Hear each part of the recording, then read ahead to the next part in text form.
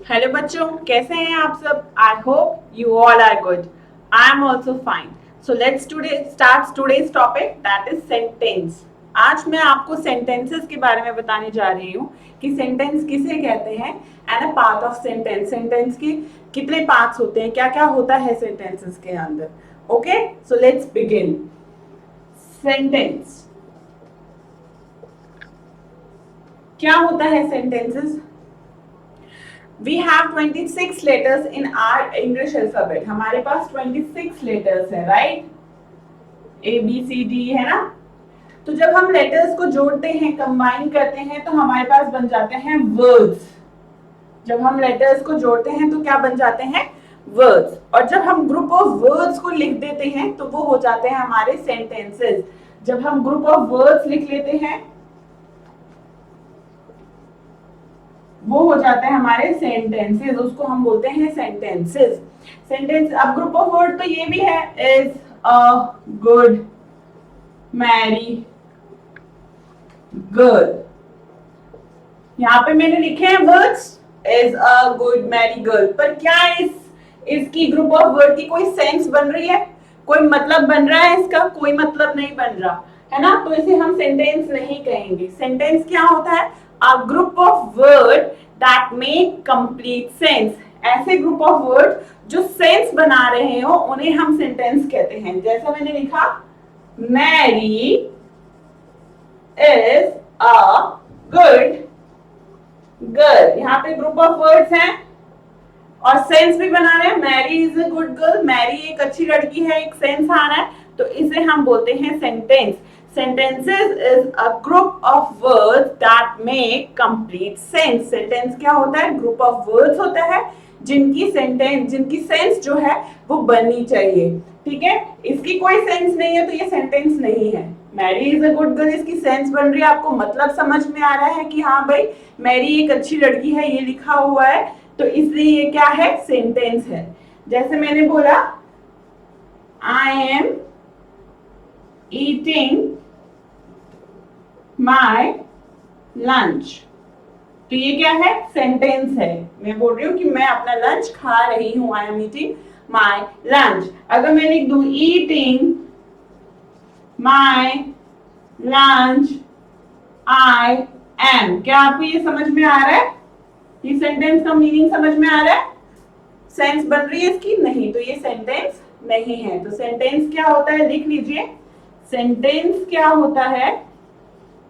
Sentence is a group of words that make complete sense. Sentence is a group of words that make complete sense. जैसे he is a brilliant boy. Shimla is going to watch movie. ठीक है, तो ये sentences होते हैं जो group of word that make complete sense. हर एक सेंटेंस के पार्ट्स होते हैं। अब ये सेंटेंस तो मैंने लिखा है, लेकिन इसमें क्या क्या है? देखो, ही भी आ रहा है, इज भी आ रहा है, ए भी आ रहा है, ब्रिलियंट भी है, बॉय भी है। तो each sentence has a noun and a verb. हर एक सेंटेंस में, कोई भी सेंटेंस आप बना लीजिए, उसमें आपको नाउन और वर्ब होगा ही होगा। ठीक है, चलिए अब हम अपने नेक्स्ट पार्ट पे आते हैं, पार्ट ऑफ सेंटेंस। सेंटेंस के क्या क्या पार्ट्स होते हैं उसको समझते हैं अच्छे से। सेंटेंस समझ लिया आपने? अच्छा, एक और बात, whenever you write a sentence, जब भी आप सेंटेंस लिखोगे, you will begin with a capital letter। हमेशा आपका जो सेंटेंस शुरू होगा वो आपका कैपिटल लेटर से शुरू होगा। begins with a capital letter, और एंड होगा किसी ना किसी पीरियड पे, एंड्स ऑन अ पीरियड। अगर वो सिंपल स्टेटमेंट है तो फुल स्टॉप लग जाएगा। अगर वो क्वेश्चन पूछा गया है तो क्वेश्चन मार्क लगा देंगे। अगर वो कोई स्टेटमेंट है, किसी के बारे में कोई स्टेटमेंट दी जा रही है, कोई स्ट्रॉन्ग इमोशन एक्सप्रेस हो रहे हैं उसमें, तो हम वहां पे एक्सक्लेमेटरी मार्क लगा देंगे। समझ में आया? सेंटेंस हमेशा बिगिन होता है कैपिटल लेटर से, जैसे मैंने लिखा Mary is a good girl. मैंने कैपिटल लेटर से बिगिन किया, मैरी, एम, कैपिटल लेटर मतलब बड़ा अक्षर एम, और मैंने एंड किया फुल स्टॉप पे। तो हर कोई सेंटेंस जो है वो कैपिटल लेटर से शुरू होगा और एंड होगा किसी न किसी पीरियड पे। अगर वो स्टेटमेंट है, सेंटेंस है, सिंपल सेंटेंस है तो फुल स्टॉप पे, अगर वो क्वेश्चन है तो क्वेश्चन मार्क, अगर वो कोई स्टेटमेंट है कहीं पे स्ट्रॉन्ग इमोशन एक्सप्रेस कर रहा है तो वहां पर एक्सक्लेमेटरी मार्क। जैसे मैंने पूछा वेयर आर यू गोइंग, ये एक क्वेश्चन है तो इसके पीछे क्वेश्चन मार्क लग जाएगा, फुल स्टॉप नहीं लगेगा। अगर मैंने बोला oh what a nice car, O capital आ जाएगा, एक्सक्लेमेटरी मार्क लगा, व्हाट अ नाइस कार। एक स्टेटमेंट दे दी मैंने, इमोशन एक्सप्रेस किया तो एक्सक्लेमेटरी मार्क आ जाएगा। तो कोई भी जो सेंटेंस है वो कैपिटल लेटर से बिगिन होगा और किसी ना किसी पीरियड पे खत्म होगा, चाहे वो फुल स्टॉप हो, क्वेश्चन मार्क हो या एक्सक्लेमेटरी मार्क हो। चलिए आइए अब हम आते हैं पार्ट ऑफ सेंटेंस पे।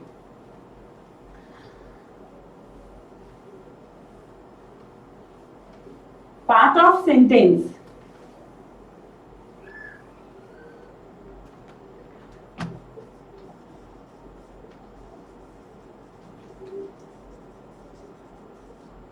सबसे पहले हम बात करते हैं सब्जेक्ट की।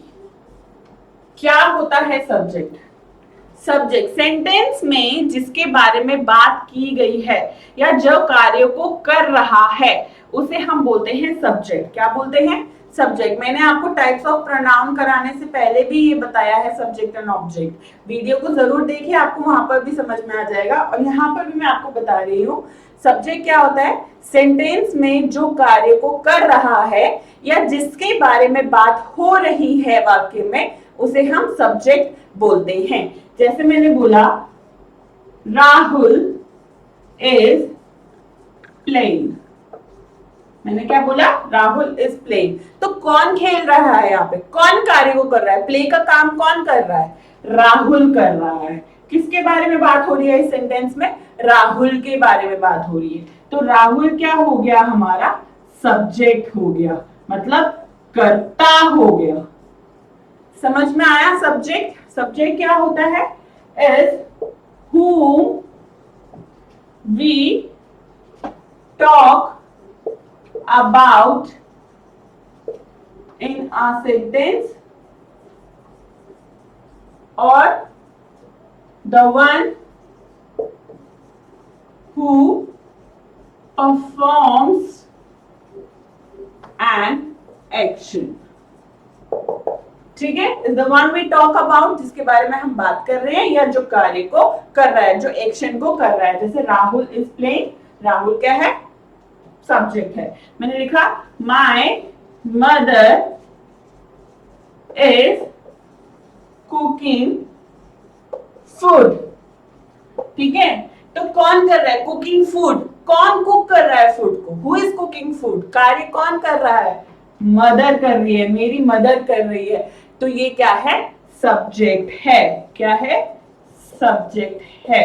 ठीक है, ऐसे ही मैंने बोला शी इज प्लेइंग या शी इज डांसिंग, तो कौन डांसिंग कर रहा है? शी कर रही है। तो शी क्या है? शी है एक सब्जेक्ट। समझ में आया? और ऑलवेज हमेशा याद रखिए कि सब्जेक्ट हमेशा या तो नाउन होगा या फिर प्रोनाउन होगा। क्यों होगा नाउन या प्रोनाउन? क्योंकि क्या होता है सब्जेक्ट? जिसके बारे में बात हो रही है या जो कार्य को कर रहा है। तो वो जो जिसके बारे में बात हो रही है, जो कार्य को कर रहा है, वो उसका किसी ना किसी का नाम होगा। कोई ना कोई नाम तो होगा ना, चाहे वो ऑब्जेक्ट हो, थिंग हो, प्लेस हो, एनिमल हो, पर्सन हो, तो उसका नाम होगा। और नेम को क्या बोलते हैं हम? नाउन बोलते हैं। तो नाउन क्या होगा? हमेशा सब्जेक्ट होगा। सब्जेक्ट क्या होगा, नाउन या प्रोनाउन। और आपको ये भी पता है कि नाउन को अगर हमें रिप्लेस करना है तो हम क्या लगा देते हैं, प्रोनाउन लगा देते हैं। जैसे यहाँ पे है राहुल इज प्लेइंग, तो राहुल को हटा के हम ही भी लिख सकते हैं, क्योंकि ये नेम ऑफ बॉय है तो ही लिख दिया, तो ही क्या है, प्रोनाउन है, और ही क्या है, सब्जेक्ट है। समझ में आया आपको? तो सब्जेक्ट हमेशा नाउन या प्रोनाउन होगा, और सब्जेक्ट क्या होता है, जिसके बारे में सेंटेंस में बात हो रही है या जो कार्य को कर रहा है उसे हम सब्जेक्ट बोलते हैं। अच्छा, ये तो सब्जेक्ट हो गया माय मदर। अब ये इज कुकिंग फूड क्या होता है भाई, ये क्या है फिर? इसको हम बोलते हैं प्रेडिकेट। ये हमारा नेक्स्ट पार्ट है, प्रेडिकेट। ये तो सब्जेक्ट हो गया, लेकिन रेस्ट ऑफ द सेंटेंस क्या है, प्रेडिकेट। अब प्रेडिकेट क्या होता है? प्रेडिकेट होता है, it shows the detail of the, it gives us the detail of the, या it shows us the, it give us the detail of subject। ये हमें सब्जेक्ट के बारे में डिटेल देता है। क्या डिटेल देता है? कि व्हाट इज दैट सब्जेक्ट, कि वो सब्जेक्ट क्या है ना? वेयर इज दैट सब्जेक्ट, वो सब्जेक्ट कहां है, and how is that subject, वो सब्जेक्ट कैसा है। तो प्रेडिकेट क्या होता है? जो हमें सब्जेक्ट के बारे में डिटेल देता है, कुछ इंफॉर्मेशन देता है। क्या? कि व्हाट इज दैट सब्जेक्ट, वो सब्जेक्ट क्या है, वेयर इज दैट सब्जेक्ट, वो सब्जेक्ट कहाँ है, and how is that subject, वो सब्जेक्ट कैसा है। My mother is cooking food, इसमें क्या हो रहा है, क्या बता रहा है, what is that subject, my mother is subject, और वो क्या कर रही है, इज कुकिंग फूड। क्या कर रही है वो, What she is doing? She is cooking food। ये हमें प्रेडिकेट ने बता दिया। तो प्रेडिकेट क्या होता है? जो हमें सब्जेक्ट की इंफॉर्मेशन देता है, डिटेल्स बता देता है कि वो क्या कर रहा है, कहाँ है और कैसा है, उसे हम प्रेडिकेट बोलते हैं। या मतलब रेस्ट ऑफ द सेंटेंस को हम प्रेडिकेट बोलते हैं। ठीक है, लिख लिया आपने? ओके, सब्जेक्ट और प्रेडिकेट समझ में आया? प्रेडिकेट का ही छोटे से पार्ट्स हैं। जैसे मैंने लिखा, cow was drinking, sorry cat was drinking milk, मैंने लिखा ये। तो कौन मिल्क पी रही है, इसमें मुझे सब्जेक्ट बताइए कौन है। कैट वॉज ड्रिंकिंग मिल्क, कौन है सब्जेक्ट, कौन पी रहा है मिल्क, कौन कार्य को कर रहा है, कैट कर रहा है। तो कैट क्या है, सब्जेक्ट है। ठीक है, और रेस्ट ऑफ द सेंटेंस क्या हो गया, प्रेडिकेट हो गया। ठीक है, मैंने लिखा रोहन इज रीडिंग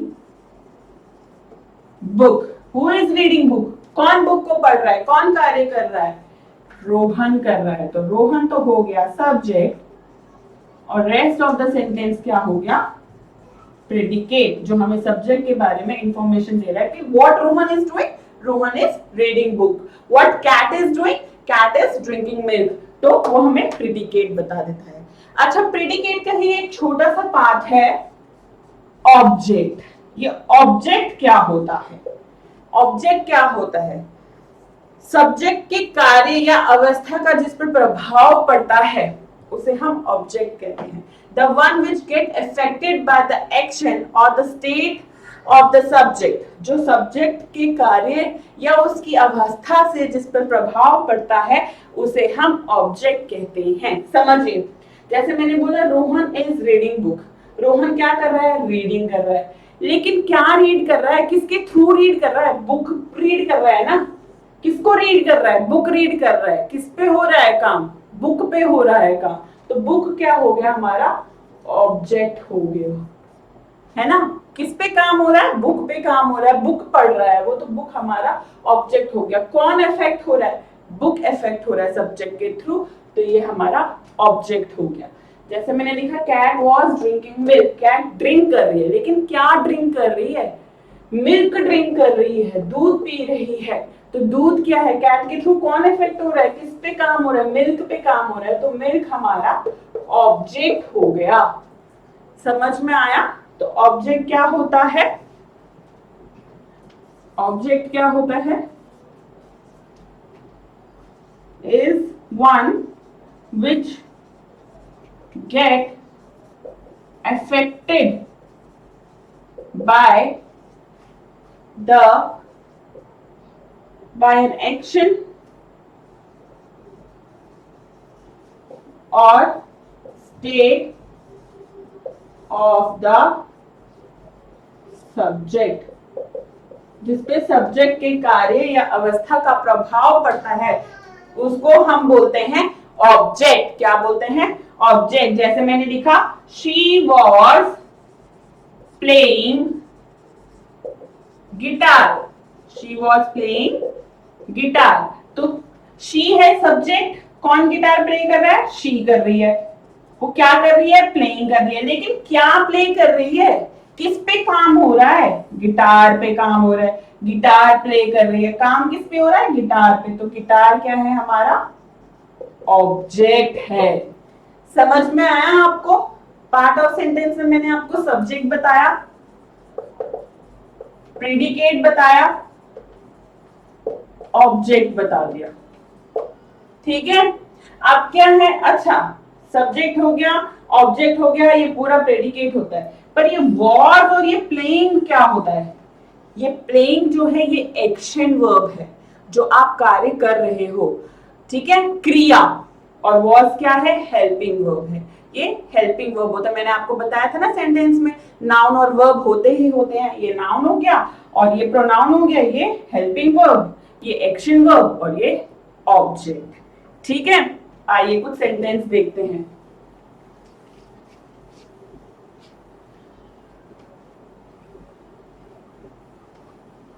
समझ में आया आपको? सब्जेक्ट, ऑब्जेक्ट, प्रेडिकेट, ये सब सेंटेंस के पार्ट्स हैं, ठीक है। अब जैसे मैंने लिखा आई एम ईटिंग फूड, तो आप मुझे बताइए इसमें सब्जेक्ट क्या है, सब्जेक्ट क्या है इसमें, हु इज ईटिंग फूड, कौन ईट कर रहा है फूड को, आई कर रही है, तो आई इज अ सब्जेक्ट, कार्य को कौन कर रहा है, आई कर रही है, तो आई क्या है, सब्जेक्ट है, और ये रेस्ट ऑफ द सेंटेंस क्या है, प्रेडिकेट है, ठीक है। अब मैं इसमें बोलूं कि ऑब्जेक्ट क्या है, आई क्या कर रही है, ईटिंग कर रही है, लेकिन क्या ईट कर रही है, फूड ईट कर रही है, तो फूड क्या है, ऑब्जेक्ट है, और ये क्या है, हेल्पिंग वर्ब, और ये क्या है, एक्शन वर्ब। समझ में आया? Subject, helping verb, action verb and object. अच्छा मैं बोलूं बॉयज आर प्लेइंग फुटबॉल, इसमें आप बताइए मुझे सब्जेक्ट क्या है, कौन खेल रहा है, कार्य कौन कर रहा है, बॉयज कर रहे हैं, तो बॉयज क्या है, सब्जेक्ट है, और रेस्ट ऑफ द सेंटेंस क्या हो गया, प्रेडिकेट हो गया। ऑब्जेक्ट क्या है इसमें, बॉयज क्या कर रहे हैं, प्लेइंग कर रहे हैं, लेकिन क्या प्ले कर रहे हैं, किसके थ्रू प्ले कर रहे हैं, फुटबॉल के थ्रू, तो फुटबॉल क्या है, ऑब्जेक्ट, ये हो गया आपका हेल्पिंग वर्ब और ये हो गया आपका एक्शन वर्ब। समझ में आया आपको? Sentence a group of word that make complete sense, हमेशा कैपिटल लेटर से शुरू होता है और किसी ना किसी पीरियड पे खत्म होता है। और पार्ट ऑफ सेंटेंस जिसमें मैंने आपको सब्जेक्ट बता दिया, प्रेडिकेट बता दिया, प्रेडिकेट के छोटे पार्ट हैं वर्ब और ऑब्जेक्ट। आई होप आपको अच्छे से समझ में आया होगा। अगर आप इसको अच्छे से समझ जाएंगे तो आपको कभी भी सेंटेंस बनाने में या उसको आइडेंटिफाई करने में कोई भी प्रॉब्लम नहीं होगी। Please watch my video fully, like it, share it and subscribe it. Thank you. Be happy.